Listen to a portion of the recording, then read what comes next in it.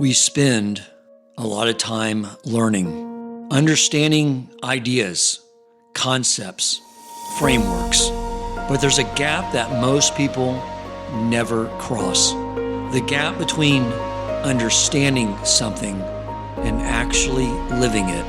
In the language of Torah, that gap is the difference between Binah and Daas. Binah is when something makes sense. Daas is when what you understand and how you actually live are aligned. This series is about closing that gap, taking ideas that we understand intellectually and turning them into something real, something lived. We'll be working with Torah teachings that approach this with precision and structure. So this is not a series about inspiration. It's a series about process, a structured path from Binah to Daas. Hello, my friends, and welcome back to the Shema podcast for the perplexed. It is great to be back here with you again. Today's episode is going to be a little different. Rather than exploring one particular Torah topic, I want to share an update about what I've been working on, how this podcast has evolved, where it is headed next, and why I am so excited about the next stage of our journey together. Over the past year and a half, the pace of this podcast has actually been greater than ever. We have explored many different areas of Torah through ongoing series, conversations, and interviews, but during the past few weeks, that frequency of new episodes has slowed. And there's a reason for that. Behind the scenes, I have been completing a project that grew out of much of the work we have done here together. Over the past year and a half, I've been taking ideas developed through this podcast together with many years of personal learning, questioning, and reflection, and trying to synthesize them into a book with a single coherent framework. That work is now complete and is getting near to the point of going into publishing. That book is called From Binah to Daas, Leaving the Exile of the Mind.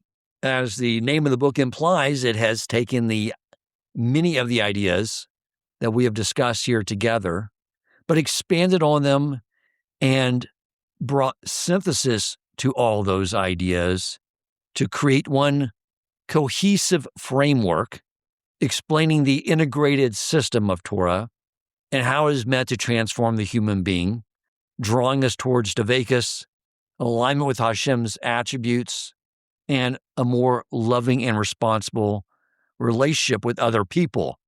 Mitzvah observance and Torah learning are indispensable parts of that process, but when their larger purpose is unclear, they can begin to feel like separate religious activities rather than parts of one coherent system. And the purpose of the book is to bring all those together and provide a detailed architecture of the internal workings of each of us and the framework Torah provides to transform us into who we are meant to become. Now, earlier this year, I taught an essay from the Hasulam to help clarify why understanding this larger structure matters. He explains that becoming more spiritual requires us to understand the systems through which Hashem interacts with us. And that idea stayed with me. It's what propelled a lot of the ongoing learning and development of the ideas in this series and the book. The Baal Shalom teaches that spiritual growth cannot be reduced to having more spiritual feelings or accumulating more religious knowledge. If we want to recognize Hashem's involvement in our lives and respond to Him properly, we need to understand, as much Torah allows us, the order through which He governs creation and relates to us. That does not mean that we can comprehend Hashem himself. We cannot. But Hashem does share with us through his Torah the systems and forces and relationships and patterns through which his will becomes expressed within creation. And this is why I want to break those systems down and study them carefully. For instance, what is the exact relationship structurally between the spiritual and physical worlds? What roles do angels and other spiritual forces serve? How do free will, concealment, resistance, divine providence, prayer, mitzvos, exile, redemptions fit together? How does Hashem's interaction with us create the conditions through which we can recognize him, choose properly, and become more deeply attached to him? Understanding these systems is not the final goal. The goal remains transformation and dvekus. But understanding the structure through which Hashem relates to us may help us recognize his presence more clearly and participate more consciously in the work he has given us. The first stage of the series, From Binah to Daas, examine the human side of that relationship. It provided a framework for understanding the internal faculties Hashem gave us and how Torah teaches us to use them in the work of transformation. As I brought that work toward completion, as it culminated in a book, I expected at first to feel that I had reached the end of this journey, but instead I realized that I had arrived at the beginning of another one. Before I explain where that journey is going, I want to say something about how this podcast itself has changed. When I first began the podcast, it was a lot easier. I would simply come up with a question, find a rabbi to come on and answer the question, and simply spend the first, 10 minutes, 15 minutes framing that question for you, the audience, but then pretty much rely upon the guest rabbi to teach us. Over time, that changed. The other two series I'm running right now, Strive for Truth with Rabbi Michael Cohen and The Power of the Hebrew Months with Rabbi Shlomo Pill, now require extensive learning on my part, as well as the guest. There's a lot of learning and study and ideas to wrestle with and organize, and then propose the framework of that conversation with the guest. That then allows me to test and deepen what I already think I understand. And there's a simple reason for this evolution. And the reason is that the fact is I do not have any time to do a podcast as a separate activity in my life. But I do have time to learn the Torah I believe is imperative to my growth. And then sharing that learning forces me to clarify it, distinguish the sources from my own interpretation, find language that makes the ideas coherent.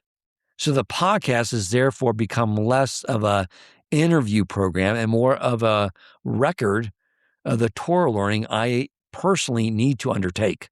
And I once thought the series From Binah to Daas, Strive for Truth, and The Power of the Hebrew Months were all separate projects. One thing that became clear when writing the book is that these are actually different expressions of the same pursuit. Understanding how Torah moves from information into perception, character, relationships, choices, and connection to Hashem. That has made the podcast more focused and more niche. And I may lose listeners because of that. And I know I have, just from talking to people. But I've also gained many new listeners along the way. But the reality is that building the largest possible audience is not my goal. My goal is to learn ideas and then share that learning with anyone who wants to join me. There is another aspect of this transition that I want to address directly. Much of the material that we have been covering, and certainly that we will be covering in this next stage, would probably be classified by many people as Kabbalah. And that word immediately raises concerns for some listeners. I've had people tell me they are not interested in Kabbalah, and that's why they stopped listening, because they have heard that a person is not supposed to study Kabbalah until the age of 40 or until they have mastered the entire Talmud Torah. I as well do have a concern about the study of Kabbalah, but it is not primarily that people will encounter ideas that are too abstract or inaccessible. Over the years, I have met Jews who were drawn to Kabbalah while not keeping mitzvos. That is deeply misguided, and quite frankly, it's tragic. The inner dimension of Torah was never meant to become a substitute for the revealed Torah or for the obligations of Jewish life. Its purpose is not to provide spiritual fascination while leaving a person unchanged. It should deepen one's understanding of the mitzvos, reveal how they fit within the larger structure of creation, and strengthen the desire to observe them. So that is not a concern I have about the direction of this series or the episodes I've already produced, because the inner ideas we explore consistently lead back to avodah, character, prayer, and mitzvah observance. We are not studying the architecture of Torah in order to stand outside the system and admire it. We are studying it to better understand our place within it and the actions Hashem asks of us. If anything, seeing how mitzvos fit into the larger architecture gives them greater meaning and creates a more compelling motivation to keep them. But there is another side of the Torah tradition that also needs to be understood. The sources themselves describe a time when the inner dimension of Torah would become increasingly revealed because it would be necessary for the final stages of Jewish history. I believe that helping people understand this inner structure while continually connecting it back to mitzvos and avodah is part of what this podcast can contribute to this unfolding process. One prophecy in the Zohar we have mentioned before on multiple occasions, but I'll repeat here, interprets the Torah's reference to the 600th year of Noah's life as a pattern for the 6th millennium of history. It states that in the 600th year of the 6th millennium, the gates of wisdom above and the fountains of wisdom below would open, preparing the world to enter the 7th millennium.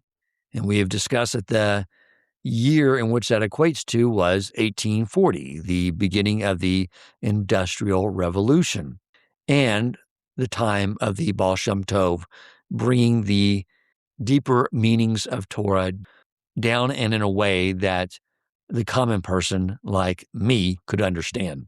This passage from the Zohar does not necessarily say that every person must learn advanced technical Kabbalah, but it does describe the final period of history as a time of unprecedented revelation, both in the higher wisdom of Torah and in the wisdom discovered within the physical world. The Tikkun Zohar makes even a more direct connection between the revelation of the inner Torah and redemption.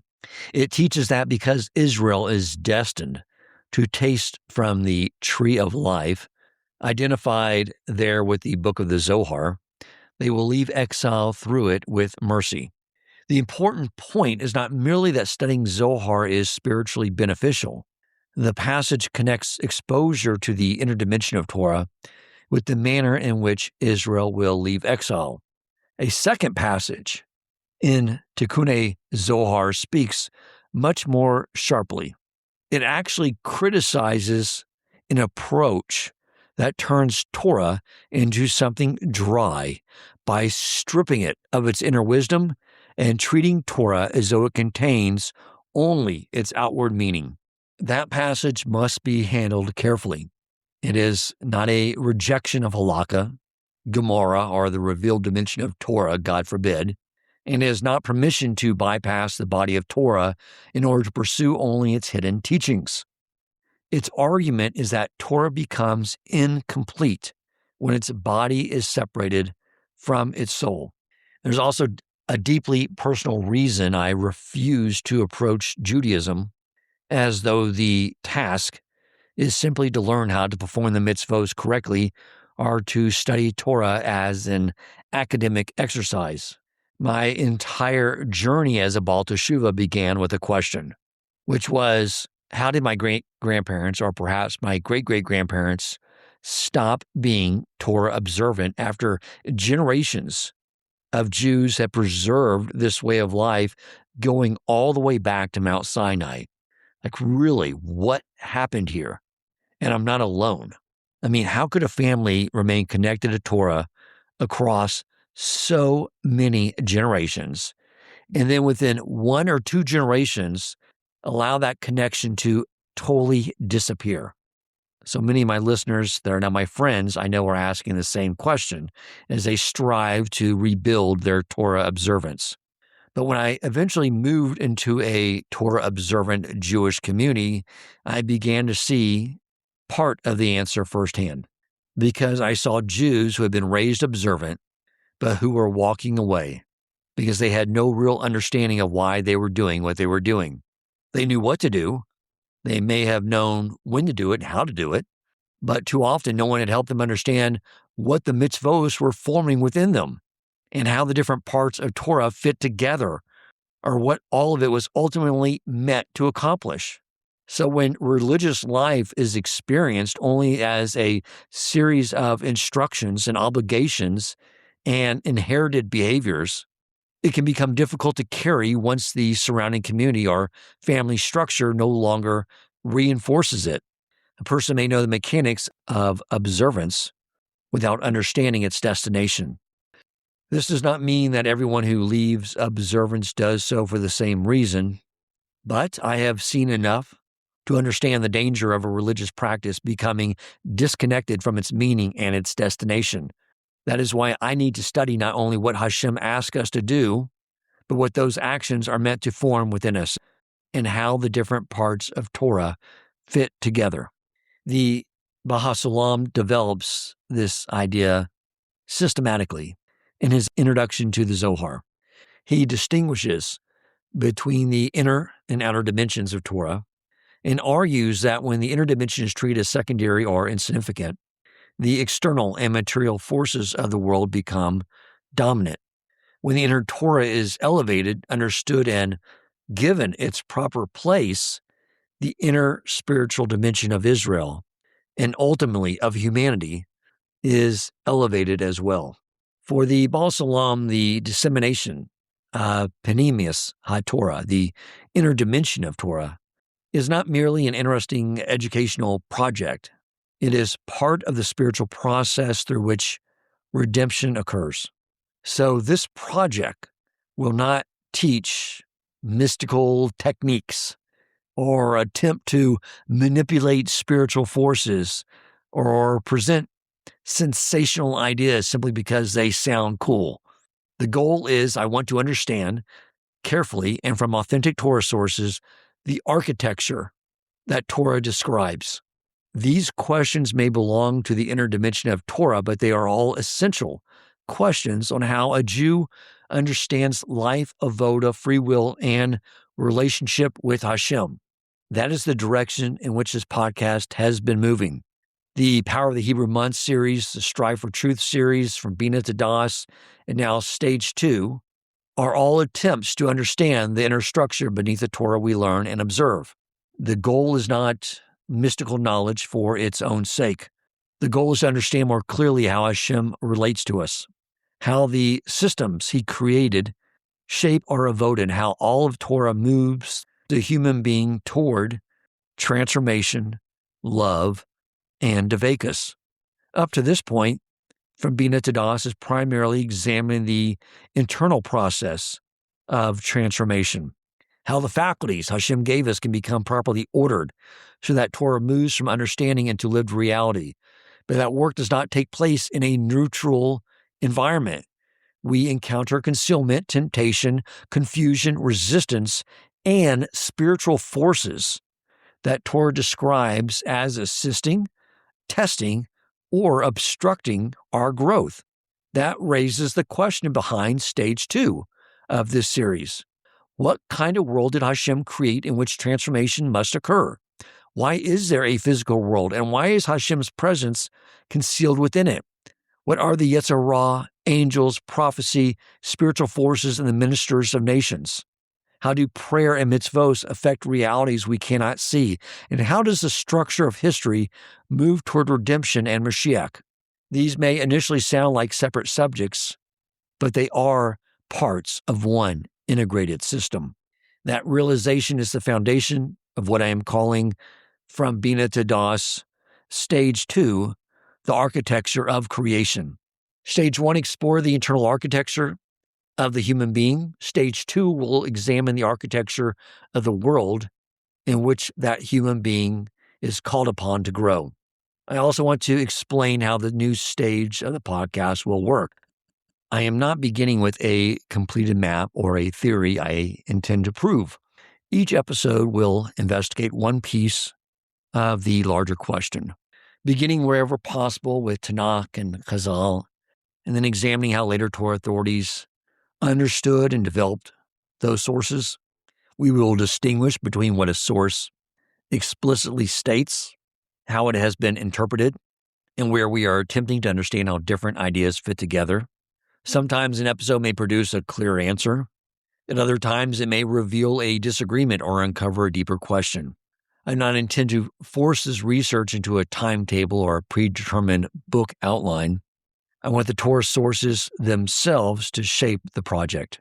Over time, the episodes may begin to form a larger picture and perhaps, eventually, another book.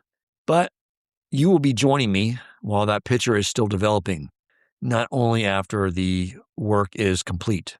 My hope is that this series will help us see Torah less as a collection of separate teachings and obligations and more as one integrated system, encompassing the spiritual and physical worlds, the human soul and body, free will and resistance, prayer, mitzvos, and our relationship with one another.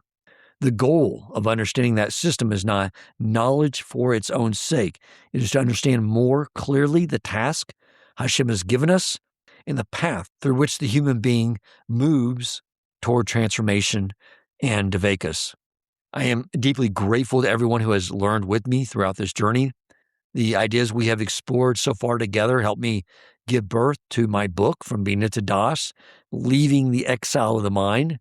Now, even as this first stage moves towards completion, a new field of questions is open before us. Beginning with the next episode, we will examine the architecture of creation one piece at a time. And I'm excited to see where the Torah sources lead us. Thank you as always for joining me and for learning with me. I will see you the next time on the Shema podcast for the perplexed. Thank you for listening, and if you enjoyed the episode and found it meaningful, please take a moment to rate, review, and share the podcast.